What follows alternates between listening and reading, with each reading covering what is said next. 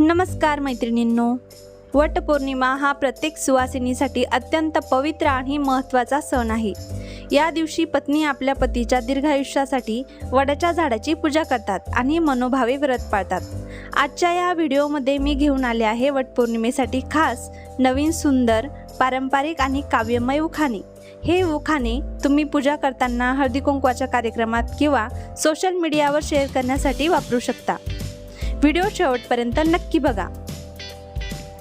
Number 1, वडाच्या झाडाला घालते फेरे 7, वडाच्या झाडाला घालते फेरे 7, टिंब टिंब रावांचे नाव घेते, मिळो जन्मजन्मी साथ। नंबर 2, वटवृक्षाखाली सावित्रीने जिंकला यमराज, वटवृक्षाखाली सावित्रीने जिंकला यमराज, रावांचे नाव घेते तेच माझे सरताज। नंबर 3, वटपौर्णिमेचा सण आला आनंद घेऊन, वटपौर्णिमेचा सण आला आनंद घेऊन, रावांचे नाव घेते प्रेम राहो वाढून।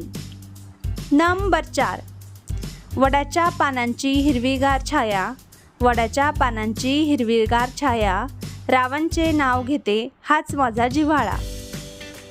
नंबर 5, सावित्रीच्या व्रताने मिळाले पतीचे आयुष्य, सावित्रीच्या व्रताने मिळाले पतीचे आयुष्य, रावांचे नाव घेते सुखी राहो आमचे सहजीवन।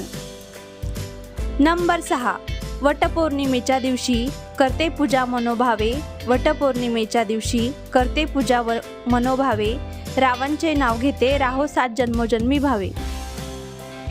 नंबर 8, वडाच्या झाडाला बांधते पवित्र दोरा, वडाच्या झाडाला बांधते पवित्र दोरा, रावांचे नाव घेते माझ्या संसाराचा मोहरा। उखाणे आवडल्यास लाईक, शेअर आणि सबस्क्राईब नक्की करा। धन्यवाद।